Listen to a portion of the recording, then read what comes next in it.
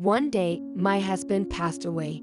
He had been feeling sick and left the office early, only to be told by the doctor after several days of tests at the hospital that he was in the terminal stages of cancer. After his diagnosis, he never made it back home, leaving behind our two growing sons, Klaus, the elder, and Peter, the younger. Right after losing him, I was so consumed by grief that I couldn't do anything. Then, I was overwhelmed with arranging the funeral, receiving words of consolation, and various other procedures. Yet, the reality of raising my sons alone loomed ahead. No matter how hard I tried, our income after his death was less than half of what it used to be, and we struggled to make ends meet. Before marrying him, when I was contemplating where our new home should be, we eventually decided to live near my mill, whom we'd been close with for a while. Living close to the grandkids is just perfect. If anything happens, I can be there in a jiffy. Just rely on me for anything, Alice. While my husband was alive, the mill was always there to support us. However, after his passing, it felt like her attitude changed overnight. She became excessively fond of our eldest son, Klaus. Whenever Klaus wanted something, she'd buy it for him right away. For Christmas and birthdays, she handed him an amount of money that was way too much for his age. On the other hand, Peter, the younger son, barely caught her attention, receiving just $10 each year. When planning outings with the kids, she'd only invite Klaus. Even her interactions with me dwindled to mere nods and occasional greetings. When we did chat, she would often say things like, Klaus is so bright and lively, but Peter, he's too serious like you, not as charming. Sometimes, I yearned to vent to my husband. I hadn't realized the mill was this difficult to deal with. It particularly hurt to see Peter treated this way. But to my surprise, Peter matured into a calm, straightforward boy who could voice his opinions confidently. In contrast, Klaus became more distant, and I found it harder to communicate with him. Even as the boys grew into adulthood, the mill's favoritism towards the elder son remained unchanged. Klaus was pampered and indulged and has now turned 20. After getting a hefty sum from the mill, Klaus began wandering the city's nightlife with dubious pals, living large. Whenever I tried engaging him at home, he'd show little interest, responding briefly and walking away. Especially if I inquired, "Where have you been? All good?" He'd snap back, clearly irritated. Lay off. Was it Mills? Give it a rest. There were times the mill would coldly tell me, Klaus says he feels smothered around you. on the flip side, Peter was always there, exuding a soft and serene nature. Unlike Klaus, he was always considerate of how I felt and consistently lifted my spirits. One day, deep in thought about past hardships, the front door opened and I heard a familiar "I'm back." It was Peter, having just celebrated his birthday with buddies. "Back so soon? How was the birthday bash?" I called out, and Peter replied, "It was fun, but there'll be many more parties ahead. Today, I wanted to give you something special." He handed me a gift bag. Mom, thanks for always being there. After Dad passed, for all the sacrifices you made for the family, for raising me, I'm so grateful. As I peeked inside, there was a new bag from my favorite brand. I've seen you using the same bag for ages now, Mom. Thank you. It's not much, but in the future, I want to help out more. Remembering how Peter had been increasing his part-time work shifts over the past few months, I was moved to tears. But then, the once energetic mill passed away suddenly, and the financial support Klaus had been relying on dried up. Not working and having squandered his money, his previous routine of running to the mill whenever funds ran low seemed to have hit a wall. Things seemed to get tough for him in no time. I've heard he's been living in fancy apartments and hotels. Occasionally, he'd call, but never to update about his life. Instead, he'd just say, I'm short on cash, Mom. Can you wire me some money? Then, after a long while, Klaus decided to come home. I had my reservations about him, but I thought I'd at least prepare a homemade meal with all his favorites. As I was cooking, I heard a rustling noise coming from where my late husband's office was. Suspicious, I peeked in and saw Klaus rummaging through drawers and files. In his hand, he held a wristwatch. It was the one indulgence my frugal husband had allowed himself, buying it with a bonus before we got married and cherishing it ever since. Clearly, Klaus was searching for valuables. Klaus, what are you thinking? Trying to steal your father's belongings? I yelled, furious. What's the point of just keeping it here? Klaus shot back. Selling it would give us a bit more money. I'm just trying to help out, okay? I blocked his way in the hallway, standing my ground. Move. Get out of my way. Klaus said, lifting his arm threateningly. Don't touch her. Stop it. Fortunately, Peter had just returned from work at that very moment and stepped in. He grabbed the raised arm of Klaus, retrieved the watch, and handed it back to me, saying firmly, Enough is enough. He cast a cold, stern glance at Klaus.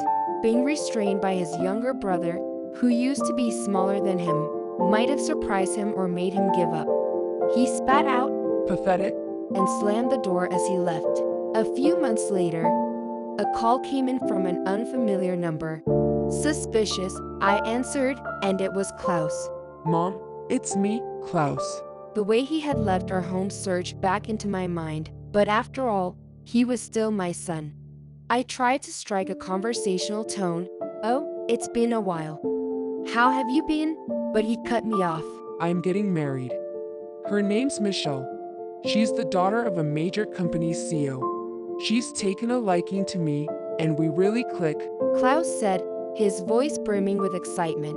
Listening to him, I couldn't help but feel that he was probably after her money.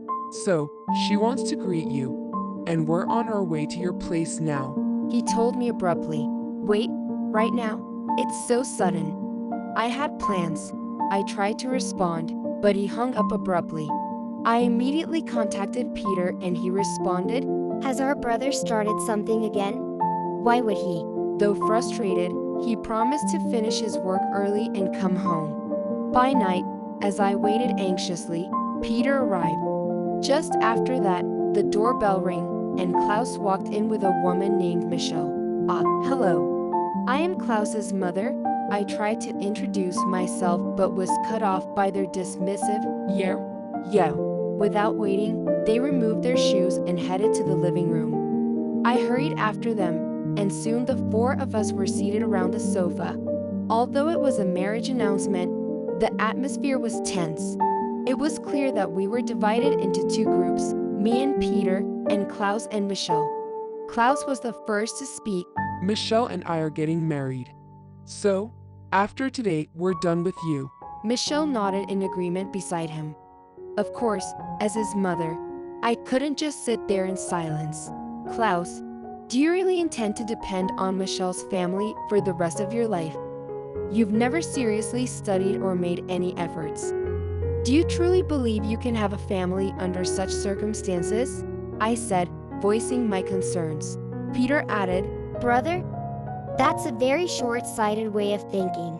He looked at Klaus sternly. Then, Michelle chimed in. Klaus was right. This is a rather modest home. If people like you come to our wedding, it might dampen the mood. So, we've decided not to invite you. Also, we have no intention of associating with you after today, she said haughtily. Anger welled up inside me, but Peter squeezed my hand under the table. Looking into Peter's eyes, I saw calm determination. After a brief pause, he coolly said, Understood. From now on, we won't interfere in each other's lives or communicate. That's what you truly want, right? That's what we've been saying from the start, Michelle retorted. Exactly. Klaus added, looking displeased. The couple responded, Once this is over, we'll quickly leave this old apartment. Goodbye. With that, they hastily left. Sigh. I let out a weary exhale. Peter tried to comfort me. Don't worry about our brother. It's been tough on you, Mom. Feeling tears about to overflow, I was astounded by the stark contrast between the two siblings. And then, a month later, there was a call from Klaus. When I answered, I could clearly hear Michelle's voice in the background. What on earth is happening? She sounded frantic. Having heard the story from Peter, I feigned ignorance. Is there a problem? Apparently, Klaus and Michelle, having expected financial support from Klaus' father, had been cut off and their wedding was cancelled. They said they had no one else to turn to. What were you thinking? Help us. Michelle and Klaus shouted angrily. Huh? Have you forgotten that you wanted to cut ties with us? I retorted. Put Peter on the phone. He's there, isn't he? A voice seethed in anger. Peter, who had been listening next to me, nodded. I handed the phone over to him. Hello. He responded in a calm tone. You've been hiding information, haven't you? An angry shout came from the other end. What are you talking about? Hiding something? I never heard anything from you. I should have reported where I was working when I joined the company. It doesn't make sense for you not to know where your younger brother works from the get-go. Do you think this is my fault? The truth was, Peter worked at a company owned by Michelle's father. The only reason he knew this was because during their marriage introduction, Michelle's father had boasted about his company. According to Peter, as the company's CEO, Michelle's father was known for his initiative and would even confidently appear during meetings, highlighting his distinctive behavior. Meanwhile, Peter was a star since he joined, winning numerous awards. He was praised by his superiors and trusted by his colleagues and subordinates. However, after the incident following the marriage introduction, Peter directly handed in his resignation to the CEO. Naturally, the CEO was anxious not to lose a rising star to another company. The CEO knew that the current predicament had been caused by his capricious daughter. Confronted with Peter's strong resolve that he couldn't work at a company associated with his brother's girlfriend, he was forced to make a choice. Ultimately, he chose the promising young talent who would brighten the company's future over his money-draining daughter. Ignoring Klaus's irritated voice, Peter declared confidently, This is the end of our brotherly relationship. I don't want any more contact from you, and I won't reach out to you either. Before hanging up, Klaus's voice could be heard in the background, but with a nod from me, Peter ended the call. After that, Klaus and Michelle's relationship deteriorated, eventually leading to their breakup. Klaus tried to contact us several times, but we never responded. In reality, Peter had bought a luxurious condominium for us, and our current address was unknown to Klaus. We no longer had any means of contacting him. Later on, Peter got married to his longtime girlfriend. She's truly a wonderful person who is deeply loved by him. They even gave me a lovely grandchild who calls me Grandma? in a slightly awkward but adorable voice. Drawing from past experiences, I maintain a good relationship with her, keeping a certain distance. She often invites me for lunch or afternoon, and I've come to see her like a real daughter. Losing my first son was painful, but that was the path he chose for himself. I hope that through these experiences, he comes to understand the complexities of human emotions and the harshness of society, and that he lives his life in a healthy and upright manner.